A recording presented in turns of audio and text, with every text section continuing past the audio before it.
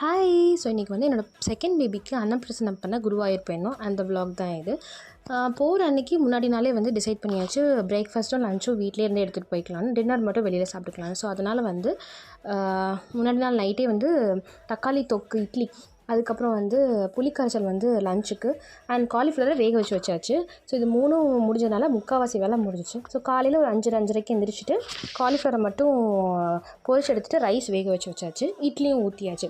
And தேங்காய் சட்னி மட்டும் போட்டால் போதுங்கிற ஸ்டேஜில் கரெக்டாக வந்து தண்ணி வருதுன்னு வர சொல்லிட்டாங்க, நல்ல தண்ணி. அதெல்லாம் பிடிச்சிட்டு நாங்கள் கிளம்பும்போது மணி 6:45 ஆகிடுச்சு. ஸோ வீட்டிலேருந்து கிளம்பும்போதே 6:45 பாலக்காடு ரீச் பண்ணும்போது நாங்கள் வந்து 7:30 ஆகிடுச்சு. ஸோ அங்கே 7:30 ரீச் ஆனதுனால ஒரு பிட் ஸ்டாப் எடுத்துகிட்டு கொண்டு போன இட்லி, கார சட்னி, தேங்காய் சட்னிலாம் சாப்பிட்டு, ஸோ இந்த மாதிரி ஒரு ரோட் ட்ரிப் போகும்போது இந்த மாதிரி நம்ம வீட்டிலேருந்து எடுத்துகிட்டு போன ஃபுட்டை ஒரு இடத்துல நிப்பாட்டி சாப்பிட்றது ஒரு மாதிரி சூப்பரான ஒரு வைப்பில் இருக்கும். எத்தனை பேர் பண்ணியிருக்கீங்கன்னு மறக்காம கமெண்ட் செக்ஷனில் சொல்லுங்கள். அண்ட் போகிற வழியில் பார்த்திங்கன்னா, அந்த திரிஷூர்லேருந்து குருவாயூருக்கு போகிற வழியில் இந்த மாதிரி ஒரு மலையை குடஞ்சி ஒரு டனல் பண்ணியிருப்பாங்க. ரொம்ப பியூட்டிஃபுல்லாக இருக்கும்.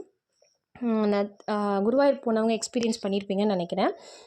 ஸோ அப்புறம் குருவாயூரில் போயிட்டு அன்னப்பிரசனம் பண்ணிவிட்டு, சண்டேங்கிறதுனால பயங்கர கூட்டமாக இருந்துச்சு. நாங்கள் வெளியில் வரும்போதே மணி 1. அதுக்கப்புறம் ஒரு தென்னந்தோப்பில் நிப்பாட்டி கொண்டு போன லஞ்சு எல்லாமே சாப்பிட்டுட்டு, அதுக்கப்புறம் வந்து ஒரு எலஃபண்ட் கேம்ப் பக்கத்தில் இருந்தது, அங்கேயும் போயிட்டு பீச்சு, அதுக்கப்புறம் வந்து பீச்சில் வந்து பார்த்திங்கன்னா சவக்காடு பீச் அங்கே இருக்குது. பீச்சில் வந்து பட்டம் விற்றுட்டு இருந்தாங்க. ஸோ ஃபஸ்ட் டைம் என் லைஃப்பில் இப்போ பட்டம் விட்டு எக்ஸ்பீரியன்ஸ் பண்ணேன். ரொம்ப நல்லா இருந்தது. பீச்சில் என்ஜாய் பண்ணிட்டு